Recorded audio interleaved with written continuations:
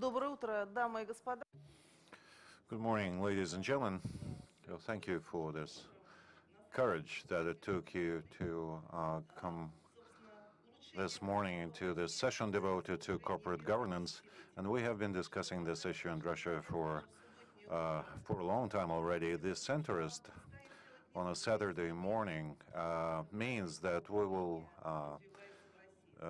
make a few changes to the way the corporate governance develops in Russia. I would like to represent our participants of our panel and tell you a couple of words about the organization of our session. Mr. Pumpkin, Head of Federal Service for Financial Markets, then Mr. Afanasyev, Moscow Exchange, Albert Ganyushin, PricewaterhouseCoopers, Dmitry Peskov, Agency for Strategic Initiatives, Ronald Freeman, Severstal. You can see today both representatives of the financial sector and the business sector, and you can understand that actually the corporate governance issues covers a very large spectrum of interests. And I would like also to present Andrei Volkov from the business school Skolkovo. And we actually requested him to talk about management skills. And if he wants to make a presentation, participate in the discussion, he is welcome to do so.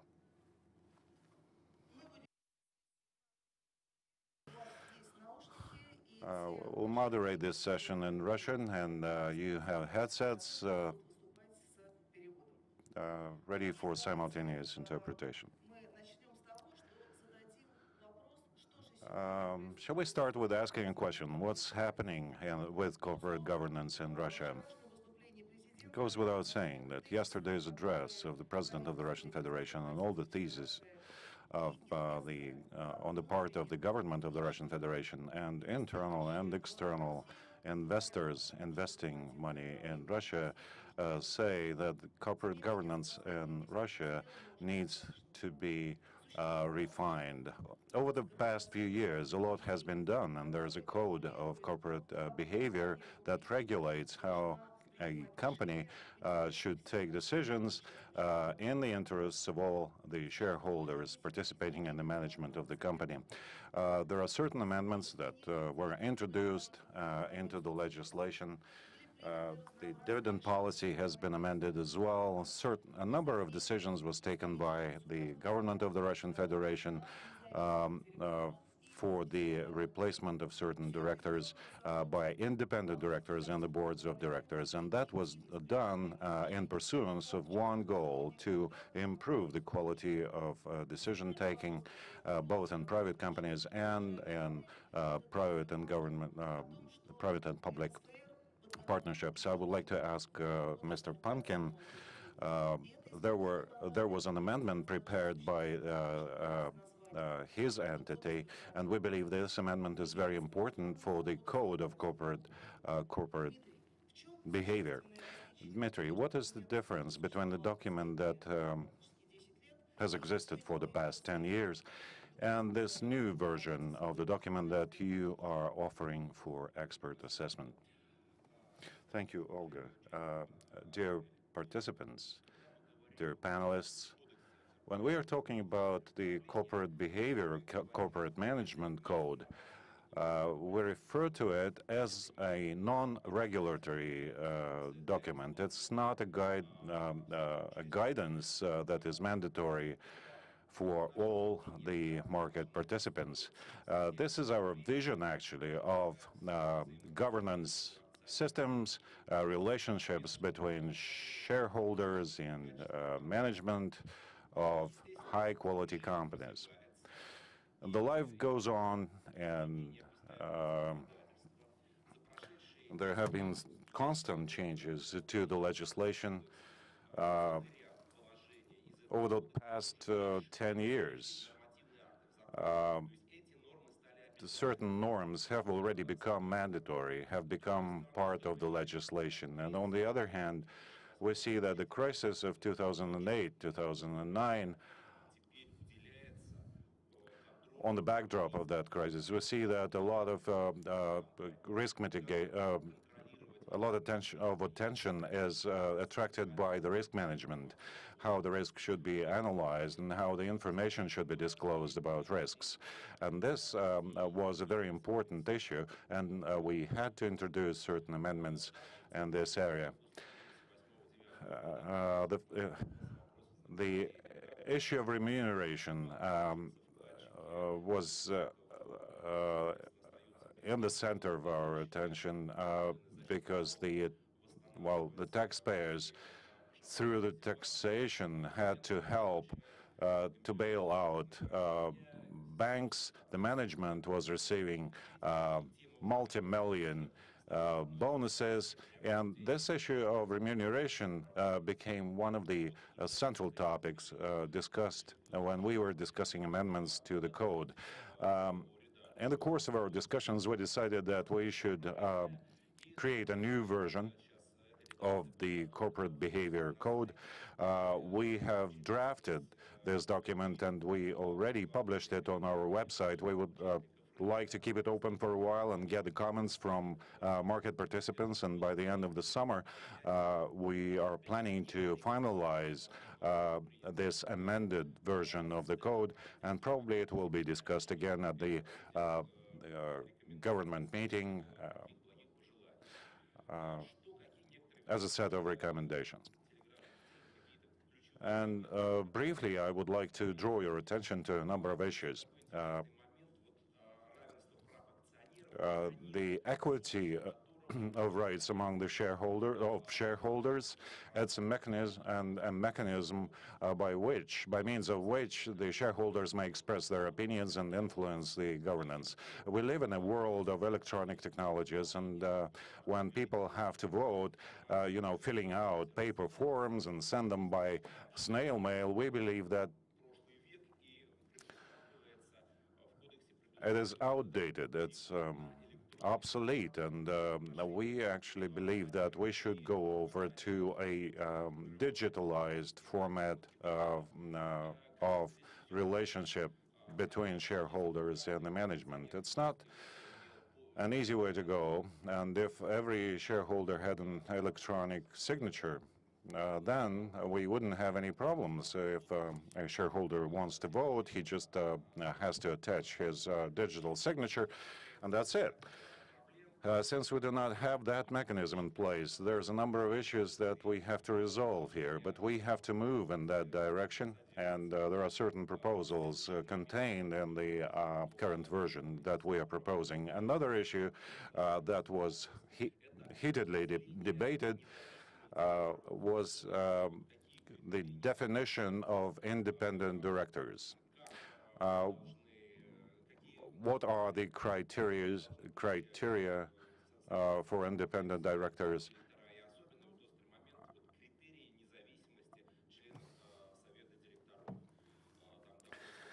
Criteria of independence of the board members, and we did discuss the issue whether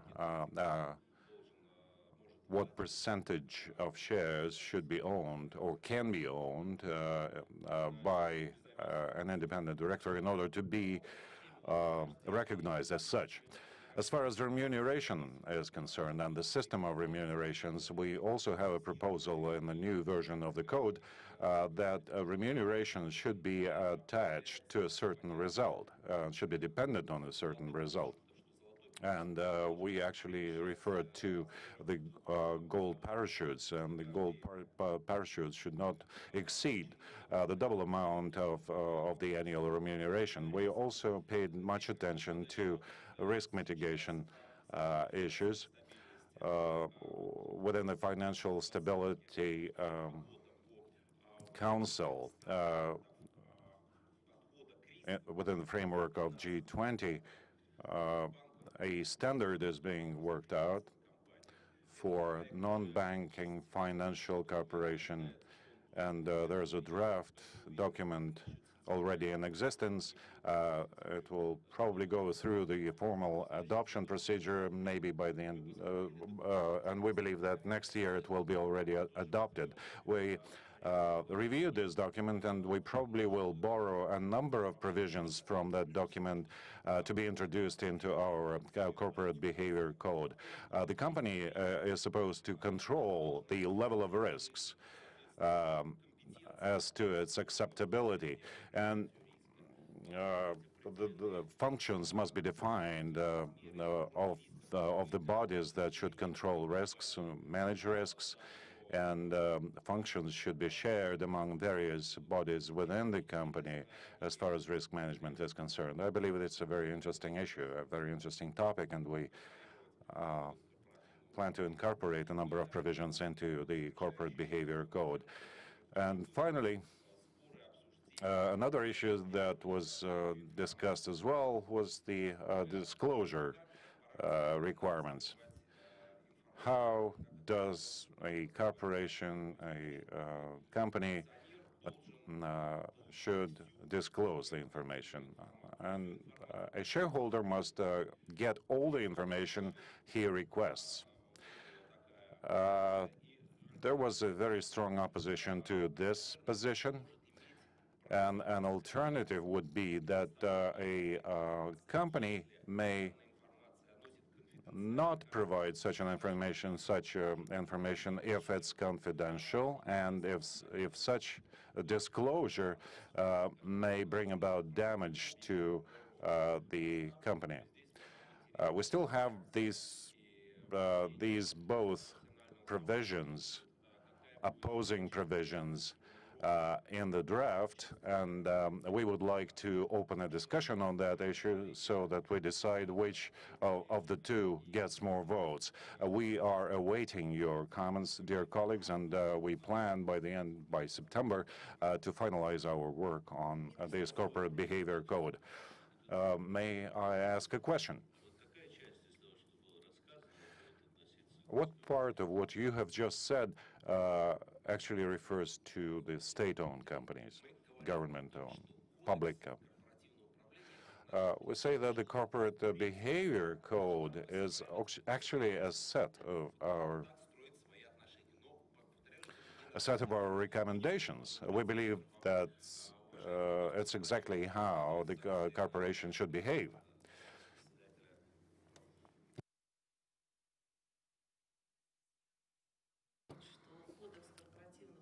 I would like to add the corporate behavior code, which is going to be replaced by the corporate governance code, has a more precise definition of efficiency, of the governance efficiency, governance effectiveness, which are described by key indicators for the management, and then there's a strict nexus between the effectiveness or efficiency indicators and remuneration of the board of directors members. This is something that was absent from the former corporate behavior code, and this is a recommendation that we incorporate into the new version of the code. On the one hand, we have a law which actually provides for the existence of business ethics and certain norms that create a code for the company, including, and it actually is applied to both private and public companies and government-owned companies.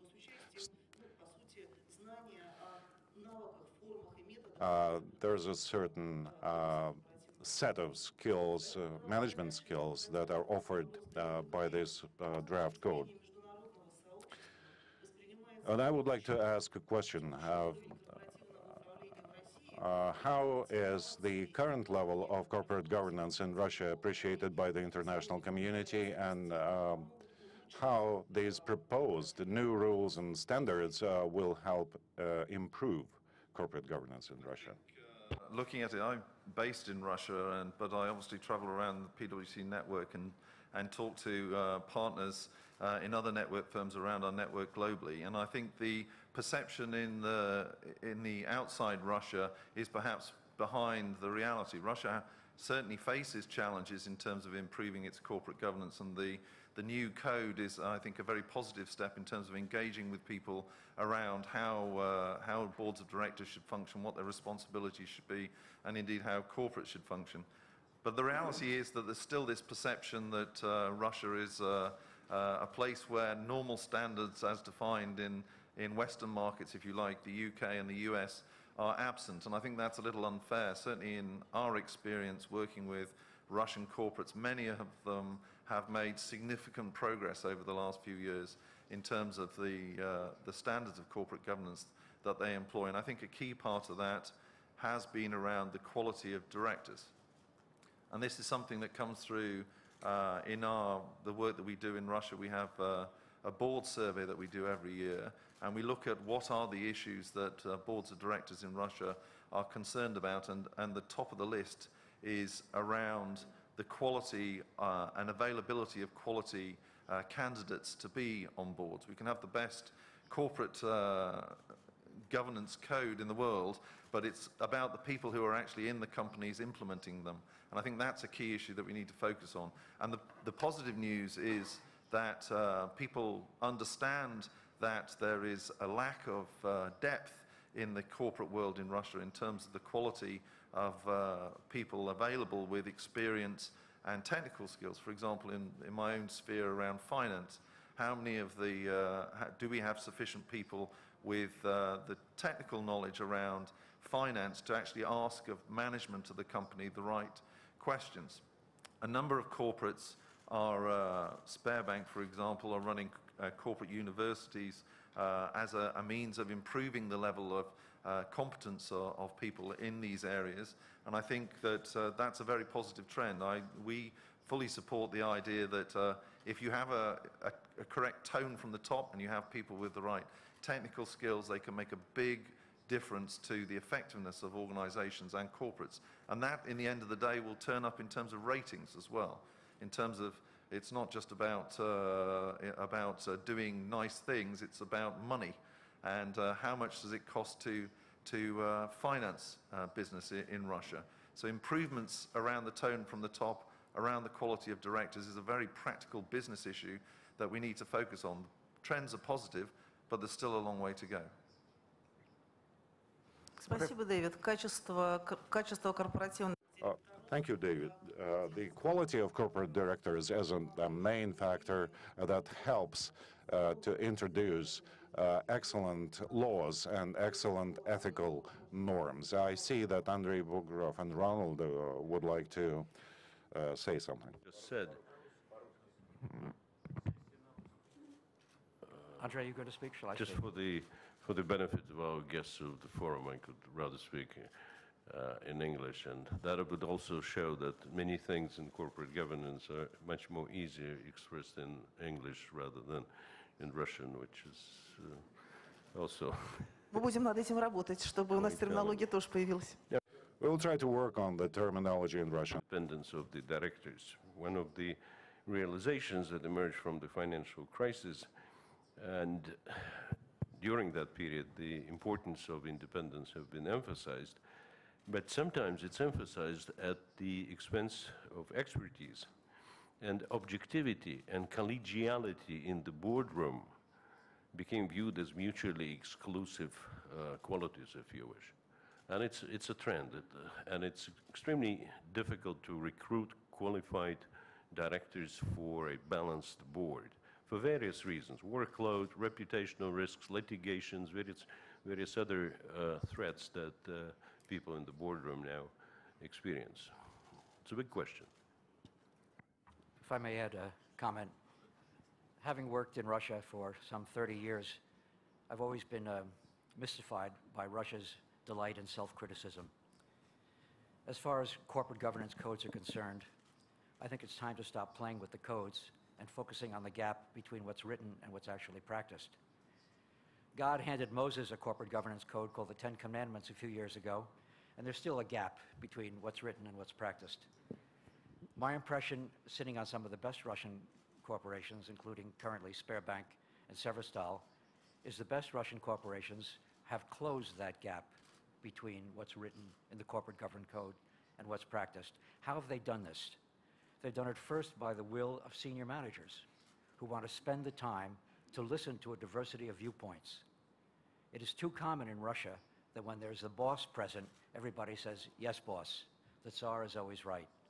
In the best Russian companies, I think of Alexei Mordashov at Severstal in particular, German Oskarovich Gref at Sberbank, they want to hear, they invite, they demand a diversity of viewpoints. They invite correction. They don't mind being contradicted. And I've seen them change their minds in the course of a board meeting. On the other hand, the directors have to be prepared. You can't fly in from New York or read the papers in the airplane. I spend 3 days preparing for board meetings, and it takes me 2 days recovering afterwards. Our board meetings at Severstal start at 9 in the morning and end at 11 at night after a dinner with the CEO. We have meetings between board meetings among executive, non-executive directors. Alexei Mordashov speaks with our chairman frequently. We exchange information among ourselves. We visit the plants. It's tremendously time-consuming to do the job right. No corporate governance code explicitly addresses the obligation of the directors and management to spend the time necessary to do it. You close the gap by spending the time, preparing yourself and opening your mind. I would hope to see in Russia that we stop talking about corporate governance and start talking about governance of the government. I think the best corporations in Russia operate at an international level that's beyond criticism, and that government at every level would do well to emulate the behavior of the best corporations. Оля, вы разрешите? Ольга, одну секундочку. Olga, just a second. I would like to step in the discussion and to talk about the perception which David mentioned.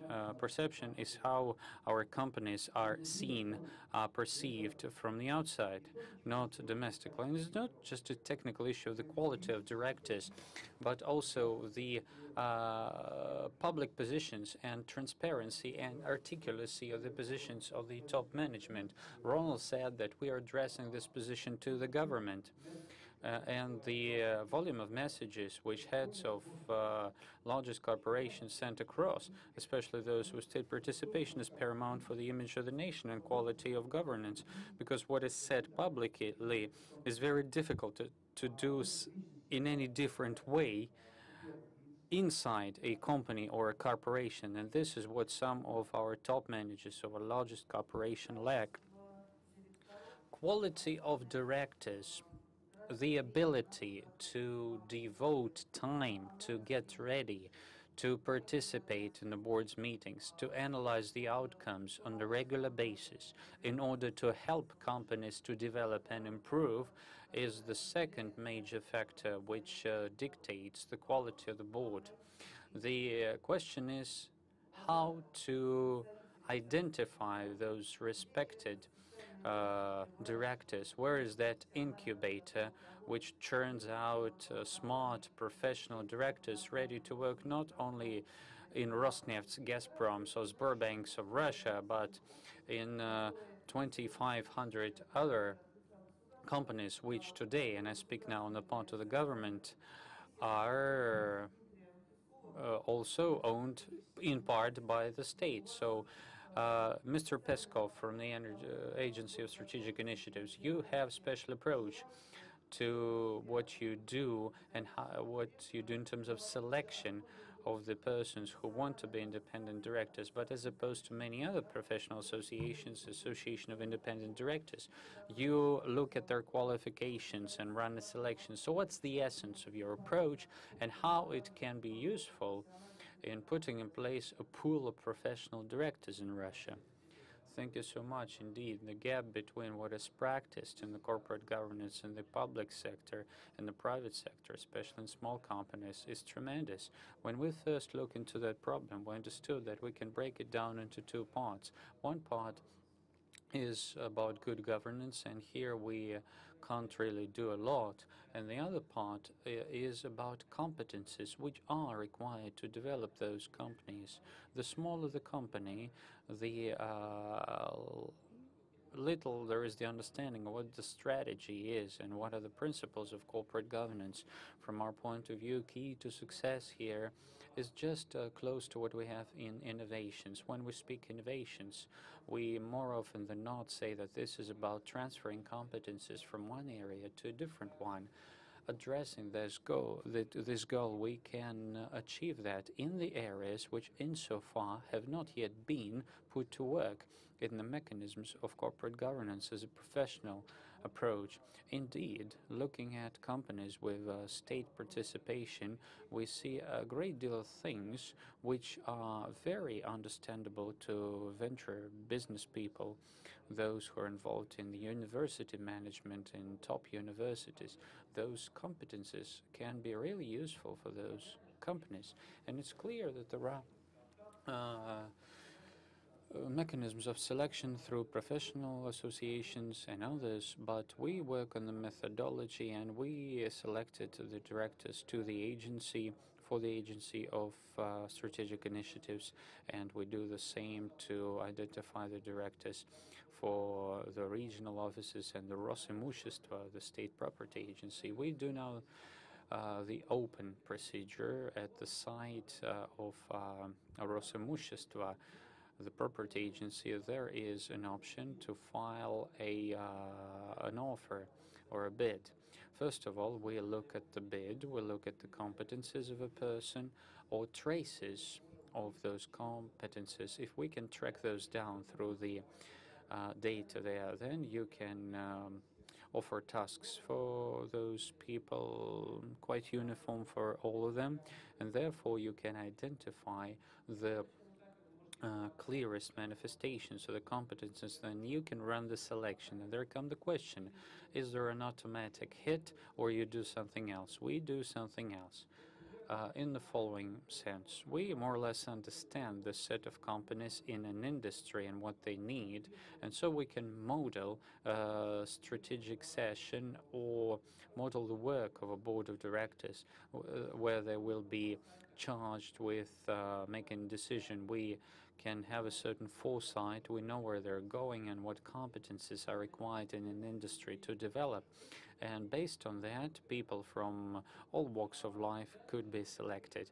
And as the output, we end up with groups of people with well-pronounced competences. And then we just need to balance them in terms of availability of ethical qualities in order indeed to enable them to contribute in terms of value enhancement to the corporates which require good governance. This is our general approach, and we like a lot the rules start with oneself. And when we do the expert and consultancy body with Rosimущество, we want to adopt the same approach to bring in the adequate number of greatly qualified people into there, and there are no losers here, because those who made it to the finals but didn't win become experts. They become members of the expert community, and they are criticizing constructively the winners. The winners know that there are competitors behind their backs, and so they are motivated to perform better. My question is to the moderator. Is it not a corporate, like universal exam like they have in school?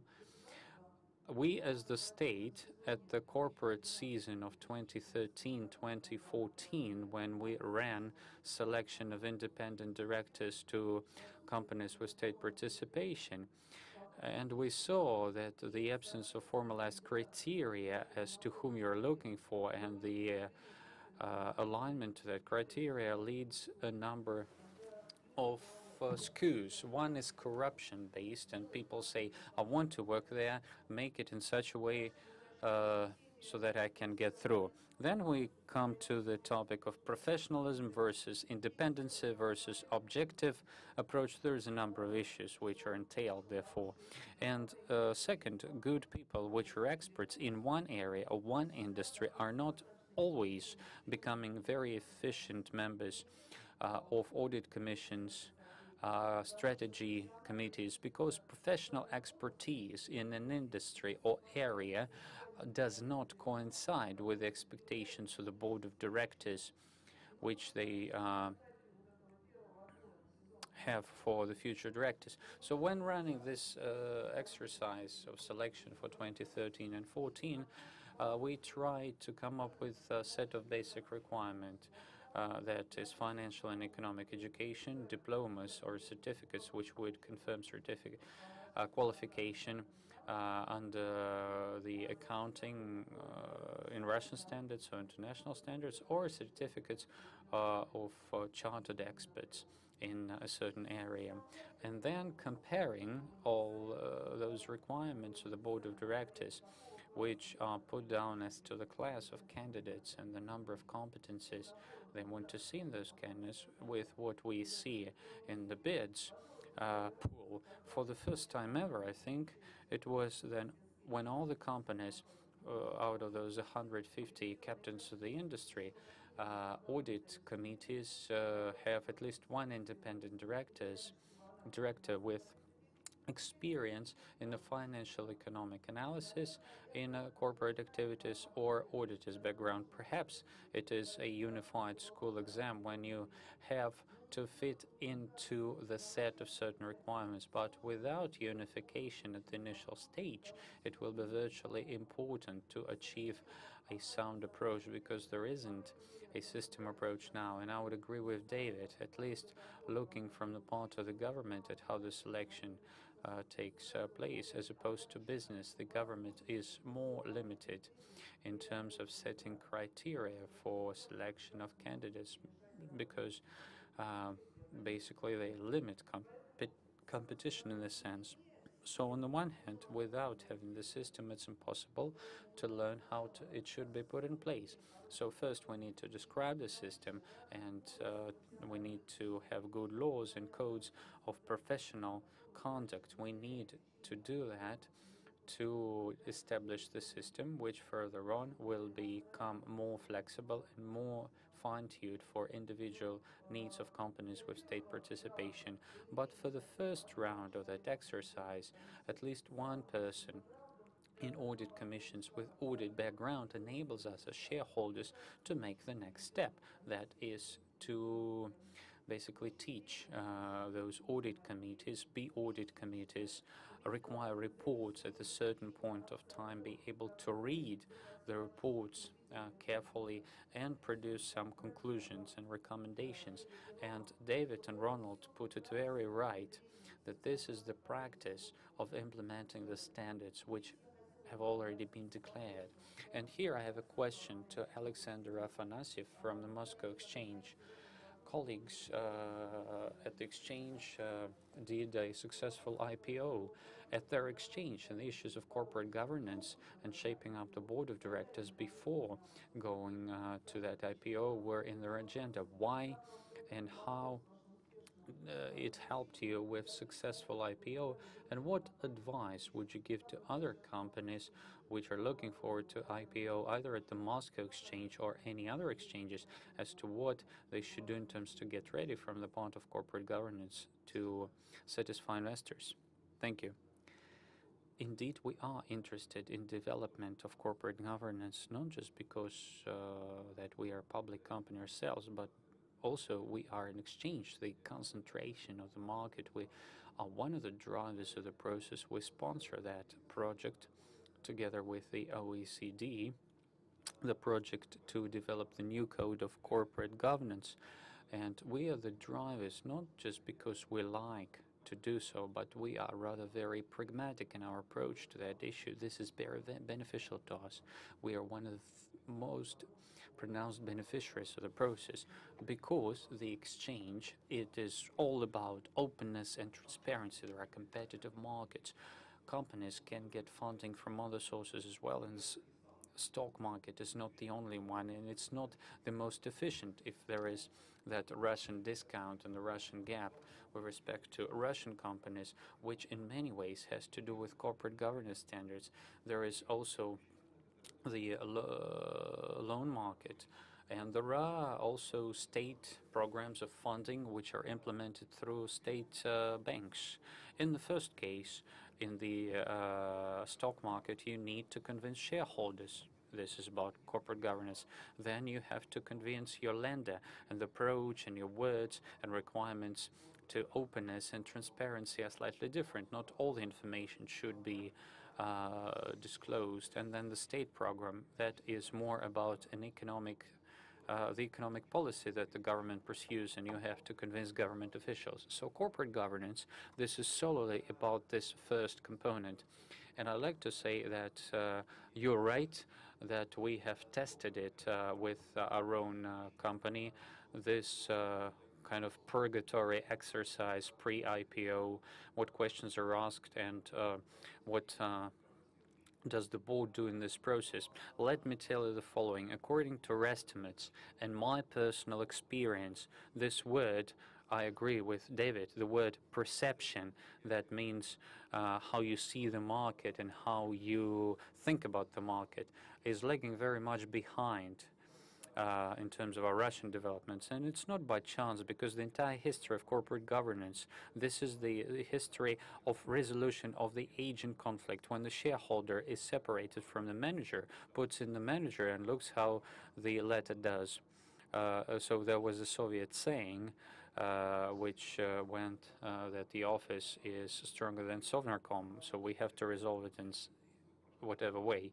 And we've made in a very short time the advancements which in other countries were made in 200 years. And first businesses were basically the means to access some pieces of property. They weren't starting from scratch. It was about obtaining property, obtaining assets, and protecting the assets. It's not a motivation for openness, more like vice versa.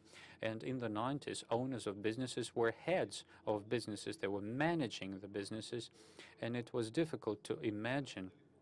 Now it is very different. The owner is separate from management. Now there is the third phase, when there is the key shareholder, there are minority shareholders and management. And I think now the most acute question in the corporate governance is not just the conflict between managers and shareholders per se. This is more characteristic for the market, where the dilution of capital is higher. Here the concentration of capital is more pronounced. It is more about the question of protection of the rights of minority shareholders. Our IPO and our talking to representatives of key international funds, global funds, which listened to us when we spoke about the development of our company, and the development of the Moscow exchange is the development of the market. It's like the chicken and the egg. Some say the market is not very deep, it's not very liquid. Why should we pay for openness? We'll just borrow. Well, openness and transparency is a product. Corporate governance and transparency is a product which is bought at a price. The issuer pays with that, obtaining a longer money. You might choose otherwise and borrow from the bank if it's an option for you. So the premium for this quality corporate governance in the emerging markets is much higher than in the mature markets. There was the example of Sberbank. See how it is better traded than other banks. Magnet is a very good example. So if they have good corporate governance, it pays back. So there is an opinion, and if listing is abroad, then it will change in terms of corporate governance. No, it tells on the price. So the choice in favor of quality corporate governance is becoming more and more obvious. For the exchange, the product is called listing. Now the listing is going through the reform, and the regulator is speaking about that as well. From my point of view, there is a somewhat revolutionary document emerging which will reform the listing. And there are some discussions with the regulators regarding some technical details of that exercise. But let me tell you, from the point of view of corporate governance, the requirements to premium listing are not very much different to that in leading exchanges of the globe. There are differences in details in terms of liquidity and volume of placement, but not from the point of view of corporate governance. And therefore, we have the opportunity to come up with an extra premium listing after a while when we implement that new approach to listing, which will demonstrate that indeed there is a certain premium for quality corporate governance. There are some outstanding, high-quality, efficient example of that, such as Bovespa, the Brazilian exchange. There is quite a famous story with that, so we're looking at that seriously. And to continue on the thesis regarding listing, which apart from liability for the information about the company, including the information about the financial performance and financial reports, there are requirements on transparency, and it doesn't only increases the opportunity to borrow at better terms and better rates, but also imposes very strict limits at what the company can do in terms of preparation of their financial reports and be liable. And here my question is to Albert Ganyushin. The New York Stock Exchange is famous for its stringent requirements about reports and the consequences for management and heads of companies when it is found invalid. How did it tell on the quality of governance in the U.S. corporates? And what would you recommend in this case for Russia as a requirement regarding the quality of reports of the management before placement? Спасибо большое за возможность прокомментировать на эту тему. Thank you very much for this opportunity to comment on this topic. In fact, both in Europe and the US, there are very strict requirements as to corporate governance standards. And the approach is different. And as Mr. Pankin mentioned earlier, in Russia, a European approach based on OECD principles is more spread. In the United States, though, the market regulation approach is different. If I simplify it would sound like this. A set of rules is quite narrow, quite small. But you have to ensure 100% compliance. Why is this system good as compared to the European system? It actually raises the corporate governance to a minimum required level at the capital market. And that means that the strict regulation actually provides a certain mark below which you cannot operate. As a result, the American market is the most developed one in the world. Its turnover and liquidity is several times higher than the European market, for instance, to say nothing about other markets. Why was it done?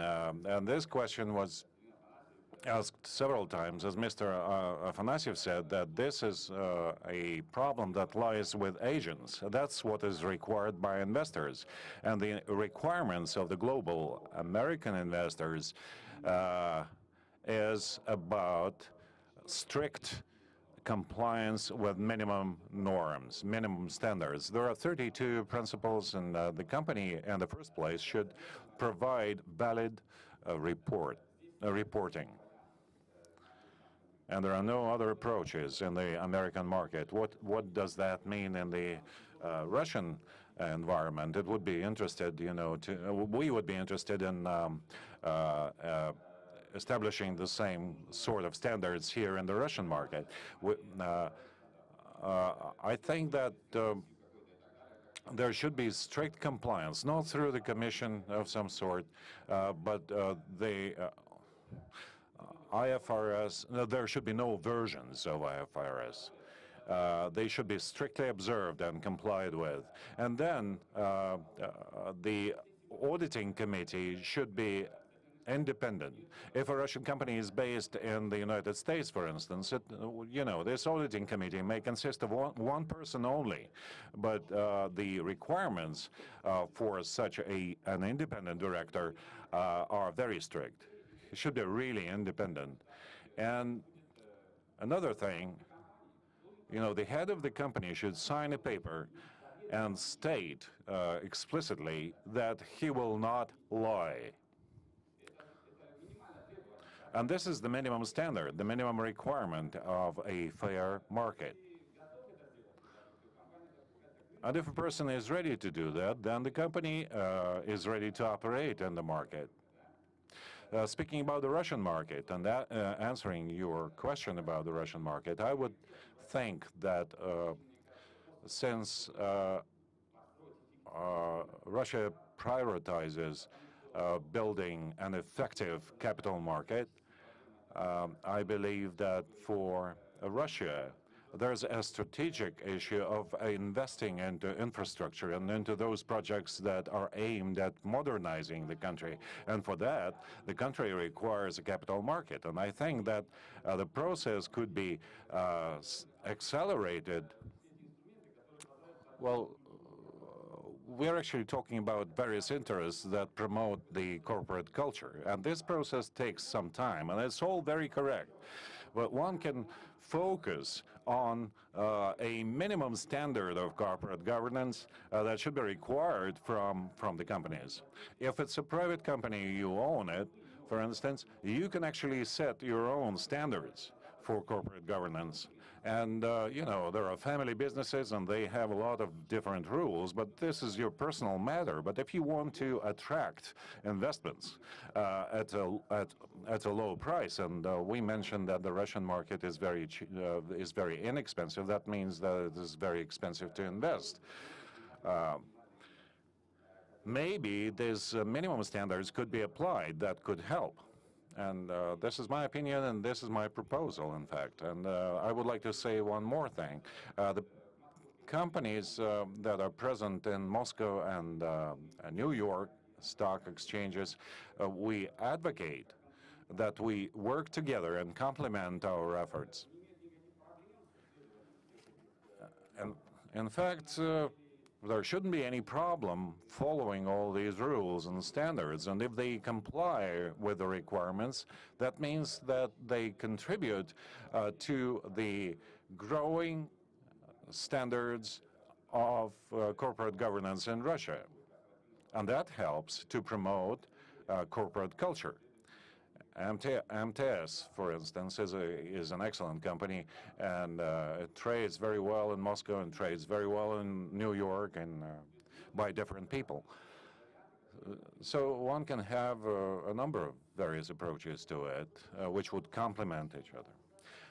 I would like to continue discussion on this topic and ask a question. There must be motivation for members of the board of directors, you know, to be effective, to protect the interests of the company.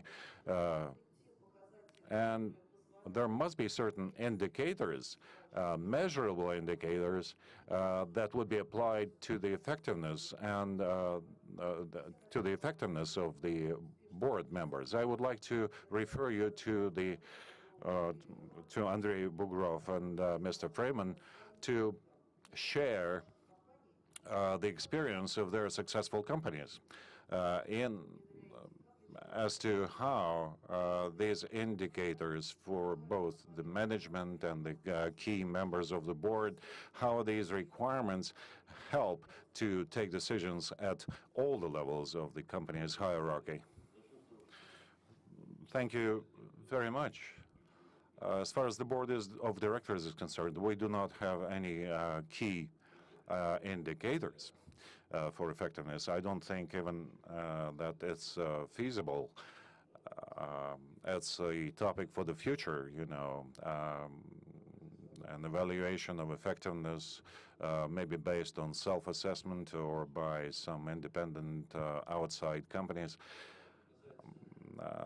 as the world practice tells us. As far as the motivation of the personnel of the company is concerned, in Norilsk Nickel, for instance, which is going through a very interesting renewal process, of renewal of the management and business practices, we actually are going over to key performance indicators-based program. The process is underway, and it will take probably about a year. And I probably wouldn't be in a position right now to provide you details about this process in our company. But what are, you know, the most common mistakes? Usually the companies choose too many indicators. And then when the system starts working already, starts operating, we start to reduce, from 20 and going down in the number of indicators to 8 or even fewer, and that process takes a lot of time. Which is useless, by the way. So we have to work them out. We have to automate this system. We have to make the people aware of these indicators, and the people start to understand that they have to work within a certain matrix, and they become schizophrenic, kind of, because they do not know who to report to. And when the system starts working, starts operating, then the main thing is not to go mad, because the system starts generating such a vast amount of information that the manager has to work with the personnel, and he has to correct somehow the assessment of effectiveness, and it takes a lot of time and effort. Therefore, one has to be prepared for these kind of difficulties, and at the very start, try to avoid these erroneous decisions. However, nothing more successful has been invented yet, and the key performance indicators is quite an efficient means. It would be difficult to implement the system, but in the long run, we will reduce the personnel, and it will all come back to the board of directors. And I believe the board of directors will not work on a quarter-to-quarter comparison basis. We'll probably have to look back at what we looked 20 years ago. It's the cash flow that is generated by the company, but not the long-term capital of the company. Coming back to the real world, where the things are measured not by trading expectations, but by real prices, it is much more important to evaluate the capability of the company to produce income. I find board effectiveness difficult to measure, as Andre says, but it's best evaluated for the board as a whole. A good board acts like a good string quintet or philharmonic orchestra. They have complementary skills about the industry, about the company, about accounting, auditing, law, finance, all of which are part and parcel of a director's mission. When it comes to the board effectiveness paragraphs which appear in the annual report, I'm reminded of a comment made by a member of the U.S. Supreme Court about 50 years ago, Justice Potter Stewart. The court was asked to opine whether a certain book was pornographic. Justice Stewart said, "I can't define pornography, but I know what it is when I see it." Same thing with board effectiveness. You know what it is when you see it. And one of the strengths of the Russian Corporate Governance Code is that directors are there for 1 year, and 1 year only, and they are renewed if the shareholders and the management feel that they are effective. So at worst, it's a 1-year risk, and they can be dismissed individually and retained collectively, and I think that works pretty well.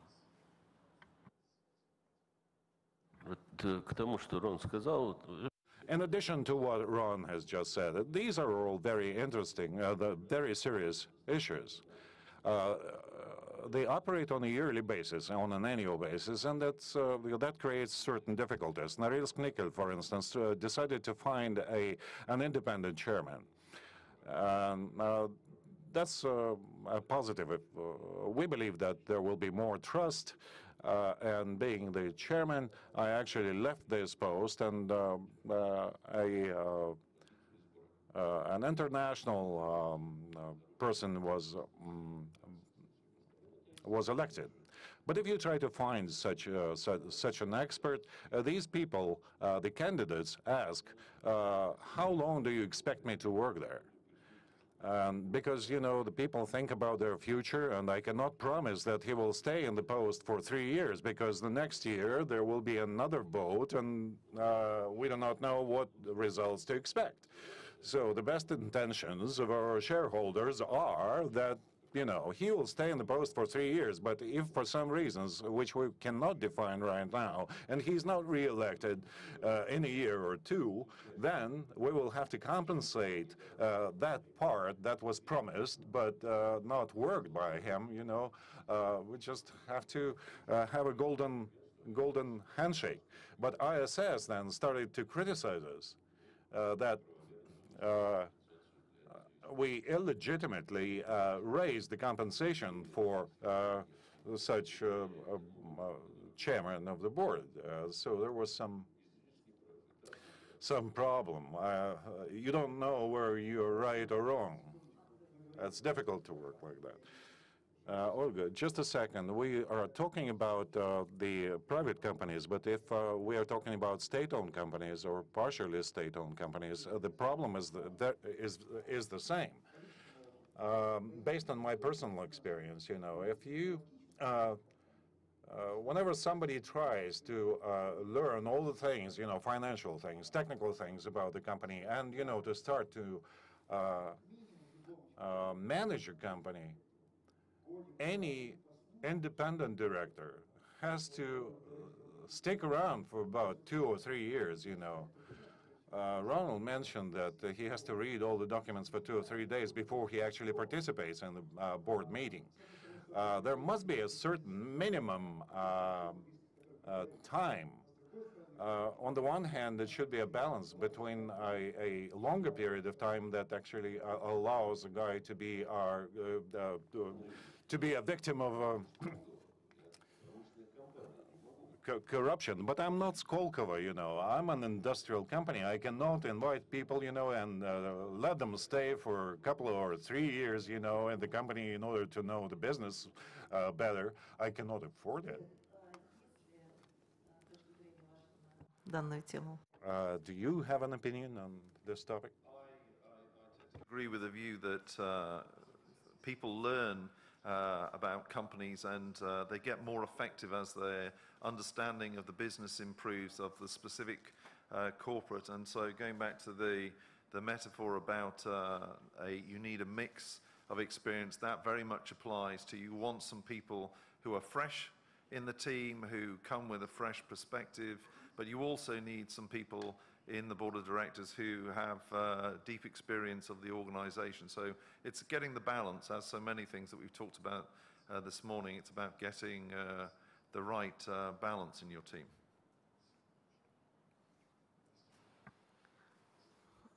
Удлинение срока деятельности. Extension of the term of service of members of the board for partially state-owned enterprises will be a benefit because the people will have time to know the business better and to participate more effectively in taking decisions. In my hat of a representative of the Russian government, I believe that this is a topic that should be discussed in more detail. I mean the boards of directors of state-owned companies. And I believe that there should be a clear understanding of the indicator that is used to evaluate the effectiveness of the company, because the profit, in fact, is an all-purpose, a universal indicator, if you want, that actually evaluates the quality of operation of this or that company over a certain period of time. The non-existence or the absence of this indicator in the companies with a state capital, unfortunately, leads to the lack of correct indicators in the course of selecting board members and establishing goals for the operation of this or that company. And I have a question to two representatives of the private business here. What can be used as a universal indicator, in your view, by which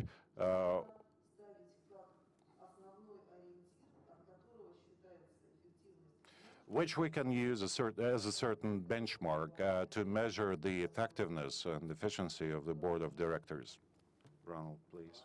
Just that the efficiency of the board of directors is measured by management and by the other independent directors around the board table. You know in any group whether a colleague is constructive or destructive. When I sit around a board table, I'm not there as a rubber stamp to approve everything the CEO says. I'm not there as a traffic policeman, some kind of a start and stop activity. I'm there as an honest advisor, informed about the company, using my experience to ensure that it serves its various constituencies well: shareholders, lenders, employees, customers, suppliers, the community in which it lives. It's a balancing act. It's a difficult act. I would respectfully disagree with the idea that you should lengthen the term guaranteed to board directors. I think the discipline of having to be evaluated at the end of each year and renewed by the vote of your shareholders is a good discipline. It's inherent in the whole democratic process, and it's the collective wisdom of those shareholders and management that is expressed when you are renominated. So it's something of a stamp of approval which you need in order to keep yourself motivated as a director. A guaranteed tenure is not a good idea in any position, political or private. Keep people focused. There's a reward, you're paid a certain amount, and there's a punishment. You are dismissed because you haven't performed well. If some companies find it difficult to find chairs, and I refer to my friend Andre, the problem is elsewhere. You don't have to offer them extraordinary security. Security should be earned, not given.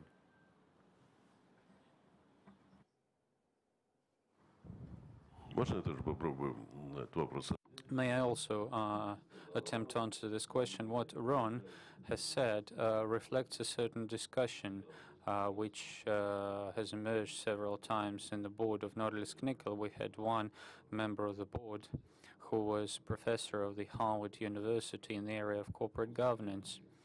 And my advice to everyone, do not invite professors of the Harvard University to the board of directors of industrial company. It doesn't work. If you have an opportunity, please comment. It's not for Skolkovo, by the way. Doesn't work for Skolkovo. Well, he asked questions, who owns the corporation? And when I said, and I still believe that the company belongs to shareholders, he said, no. A share is a voucher which reflects your right to obtain dividends. I do not like to speak Russian with English words, and therefore I very often speak English. And so I say company belongs to stakeholders, creditors, consumers, local community whom you deliver services, to the milkman which provides the milk for the general director in the morning. But imagine, it is more than socialism per se. And that discussion continues on and on, just as the same way we're saying now that the efficiency of the board directors should be looked at by the creditors, consumers, etc., and everyone else who is linked to the company. How that can be done, I do not have very clear ideas. So there should be a pragmatic solution which works. Perhaps it's not understandable readily to everyone or pleasant to everyone. Our key is to make money, right? Finally, this is the imperative as to what the company, commercially, a sound company should look at. Profitability and profit. And this is what both the management and the board of directors and even the milkman, which brings the milk to the general director in the morning, because this increases productivity. Could you comment?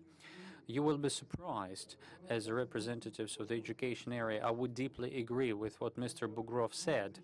Why, indeed, we should sit down and basically play experts. We need to make the dough. I apologize for the term.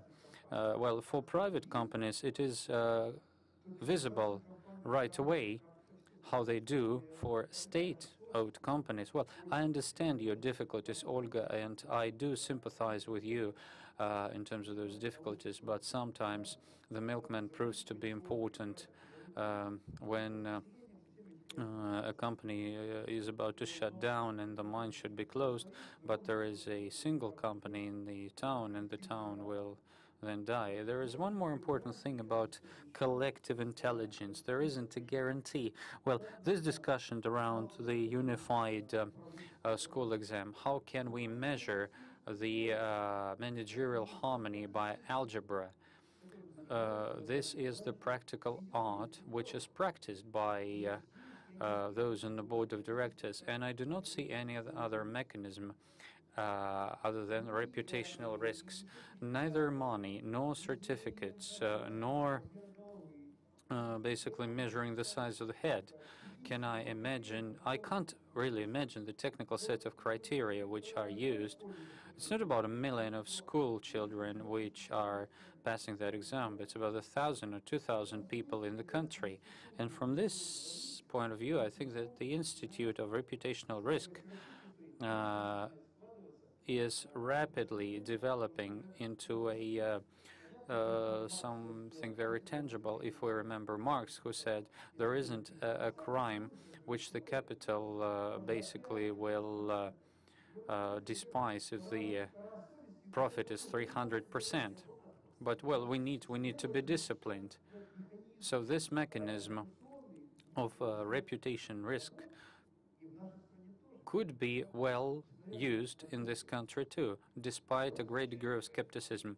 A very short note: the size of the market is at least 10 times bigger, and that means that insofar the reputation market at the start will never work with such a scale. You will have to use industrial technologies and then use this reputation segment with the best. I will only benefit on the technology of training. My position now is different. Just to follow up from the area of the exchange community, when we say that the company is profit-oriented and members of the board should be oriented in the same way, profitability can be different. There can be short-term through some factors of future growth, or it can be a deferred type of profitability through development of the structure for exchanges, which are infrastructural organizations, where technology advancements are very important and which require investments, which is not always welcomed by short-term investors who are also interested and more likely interested in the short-term result. There was the story, there is Mr. Seifert, who in Germany in the 70s and the 80s united the German exchanges into the Frankfurt Deutsche Börse, such as Bismarck did once. He then IPO'd, and he did a great job selling about 70% of the company. Primarily hedge funds step in.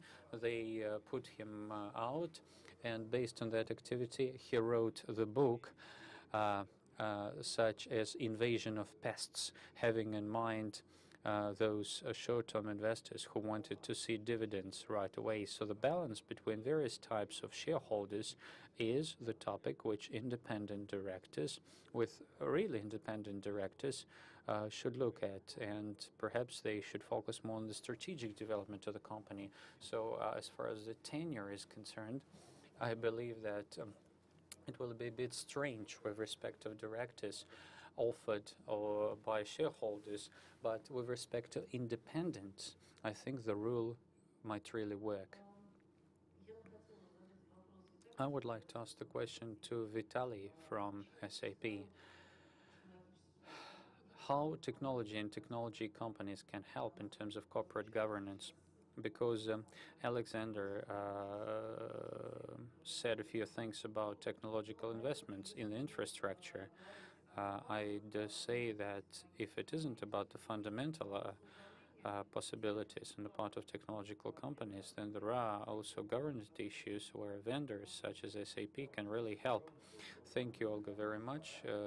Good afternoon, distinguished ladies and gentlemen. A very serious discussion we have here now about the enhancement of corporate governance standards.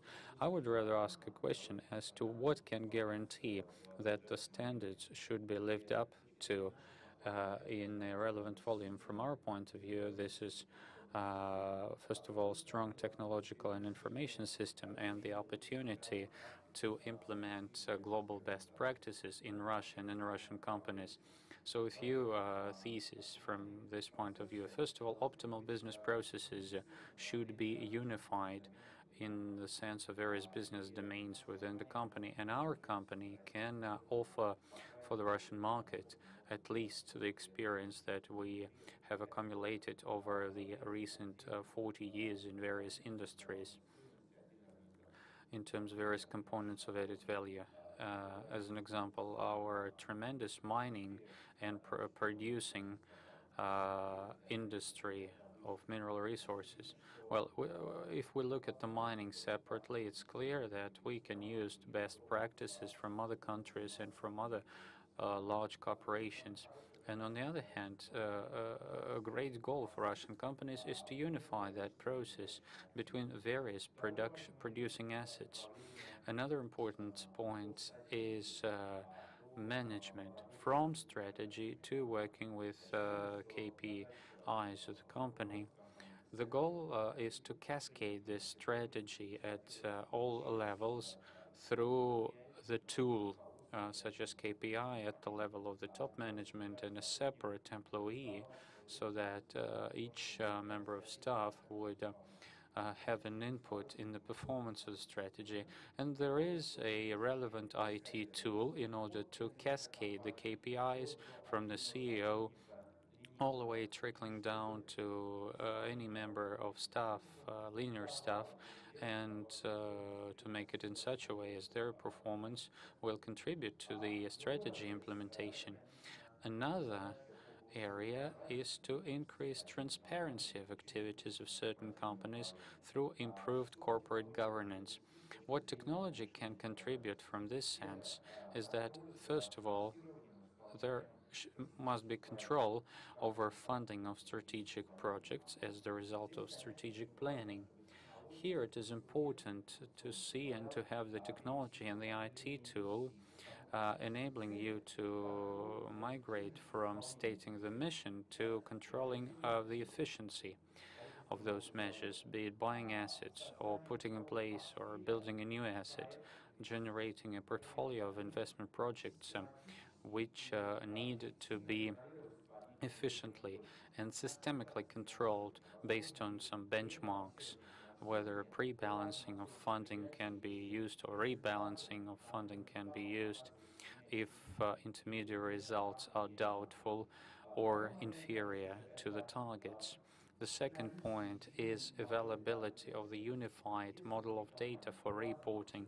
If within the company, across the assets, this model is unified, then up to the top management of the company, up to the board of supervisors, this information can be drilled down, as the Americans say, asset by asset, and then aggregate at the top. So all those domains of information are useful and accessible if being retrieved from the unified storage of data. And then there is risk management. Each project, be it large project as well, has a number of risks which are inherent. First of all, they have to be identified, described, controlled from the top to the bottom and from the beginning to the end. So there should be a system of risk control or risk mitigation at any phase, and an IT system to do that.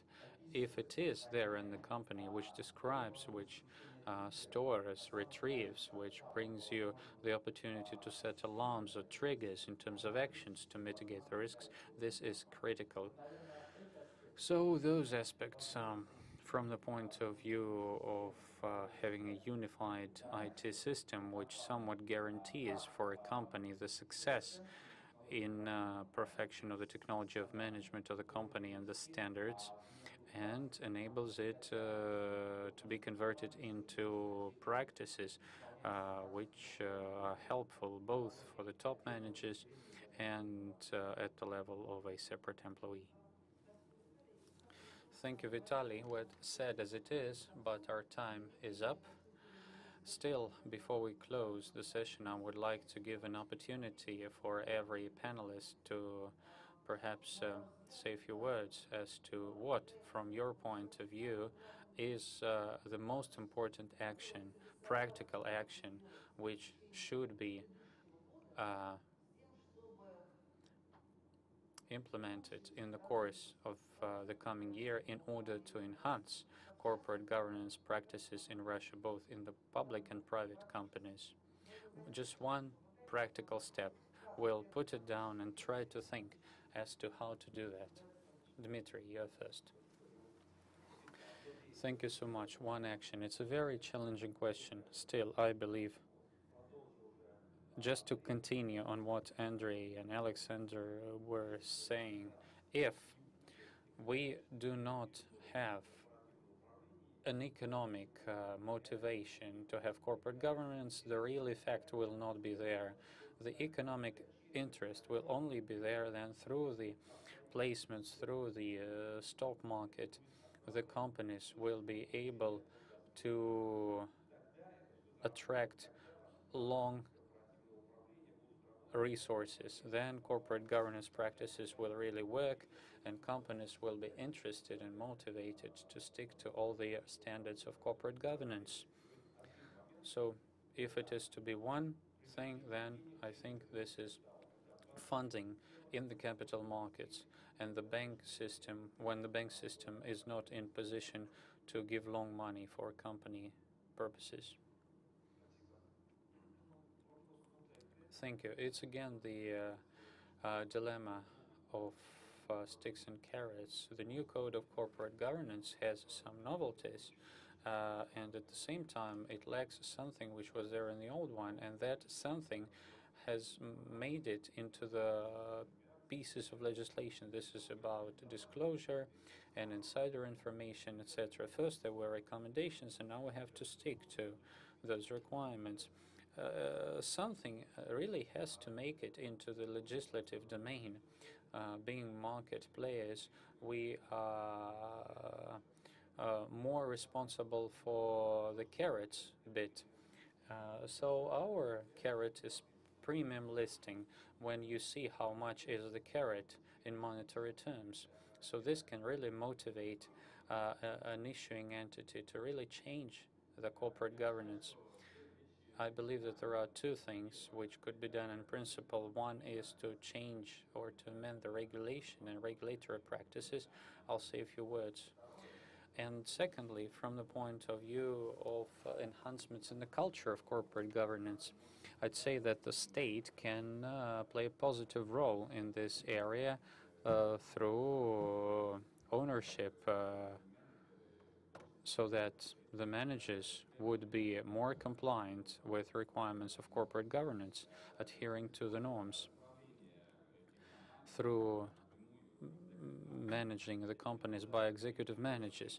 Going back to issues of regulation, I believe that the key impetus to the development of the market of Russian capital, this is first of all issues of protection of investors' rights from the point of view of foreign investors are very acute.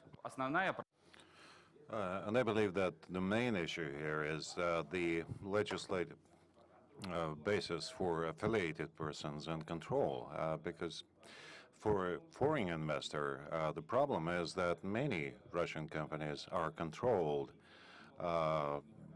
by affiliated persons to a larger extent than it may seem. It's a dark side of the Russian legislation. About a year and a half, there have been discussions about that. And this is the main change that should be brought about. And a law should be adopted by the Duma. And there should be a very strict definition of affiliated persons, because that's where the border lines between an external investor and the owner. And we should clearly understand how we operate with all these. We should clearly define the border, and it should be a strict border line. If that is done, then I believe we should go to the listing reform. The listing reform should have minimum requirement, as in the United States. We do not have to have thousands of various requirements. There should be a set of minimum requirements that actually help to maintain a certain border between the controlling management, the controlling shareholder, and the affiliated person. we have to strictly define the independent director, the minimum number of independent directors. The IFRS should be adopted for the Russian companies as a mandatory set of rules, set of standards.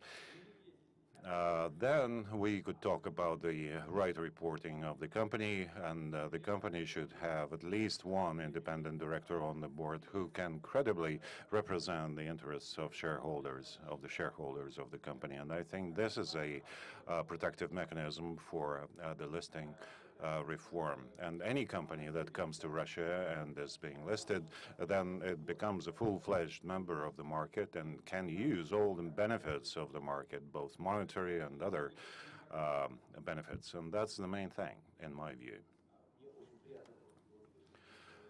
It was very pleasant for me to listen to these comments, because the discussions have been heated and have been going on for a long time, and we are, as far as affiliated persons are concerned, and the listing problems as well, we have coordinated a number of things with the exchange. As far as exchange is concerned, it's kind of a carrot. It's a commercial organization. We have some commercial goals to achieve. From the point of view of exchange, one cannot do a lot in this area, because there must be the state, the governmental involvement, and the exchange may only use it as a basis to improve, for further improvements. I will have to put an end to this debate, I think, because we have a different topic. Dima, just a short comment. You mentioned affiliated persons.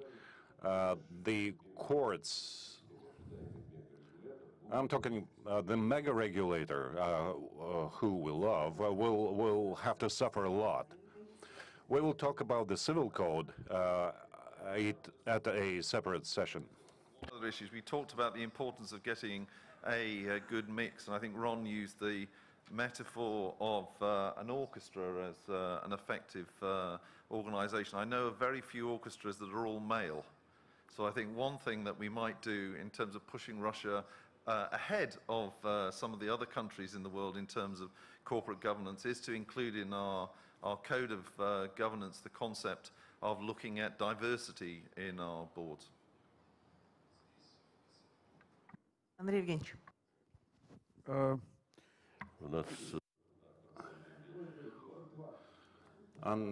Andrei, I have 13 people on the board, and only 10 of them are men.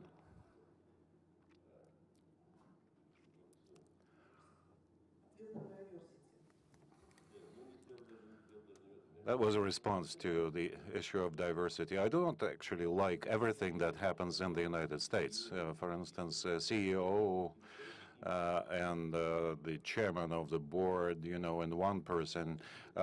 Something that I never subscribe to.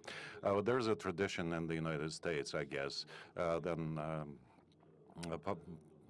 some expectations on quarterly earnings, which is required by analysts and the institutional investors. I think it's a bad thing, in fact, because this practice started to develop from the 90s. And I think that we should be selective, choosing the best experiences, the best practices. There's no suit of a size that fits all. There's another topic that we haven't discussed. It's countering corruption in the corporate world, and this is a very wide topic. It actually deals with compliance, with whistleblowers as well, those people who though in the Russian reality, these people are referred to by, in other terms, very negative terms, and there's a historical perception of people who blow the whistles, and there are certain procedures that should be used by corporations. Dmitry, please. Something that is relevant for me, it would be very important to understand what the state is developing and what it sells, and we have to draw a borderline. This approach based on do your own mistakes and quickly, and utilizing these mistakes, and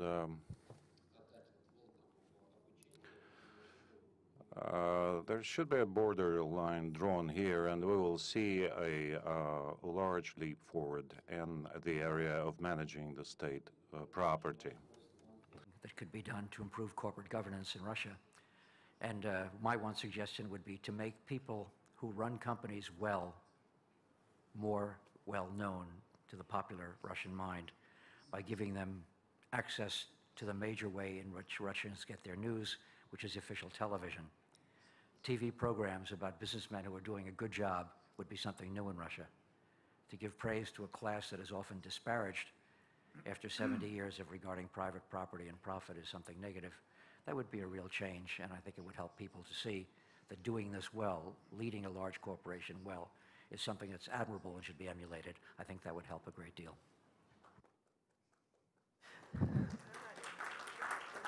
Виталий? Да, мне кажется, что в России исторически I believe that from the historical point of view, we have certain problems with oversight and compliance of certain people. The companies, corporations, must have a system that would guarantee three areas. First, a guarantee of transparency through a universal system of data, and then a guarantee of efficiency.